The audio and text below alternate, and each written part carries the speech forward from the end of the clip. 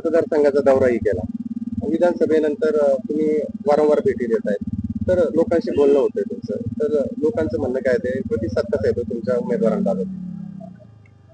मतदारसंघाचा दौरा केल्याच्या नंतर गेल्या विधानसभेच्या निवडणुकीच्या नंतर विशेषतः या मतदारसंघामध्ये म्हणजे पूर्ण विधानसभा मतदारसंघामध्येच एक फार मोठ्या प्रमाणामध्ये जी काही परिस्थिती होती ती बदलताना दिसते आणि नामदार दिलीपरावजी वळसे पाटील यांना मताधिक्य देण्यामध्ये आपण कमी पडलो याची खंत प्रत्येक कार्यकर्त्याच्या आणि मतदाराच्या देखील बोलण्यामधून नेहमी त्या ठिकाणी जाणवते.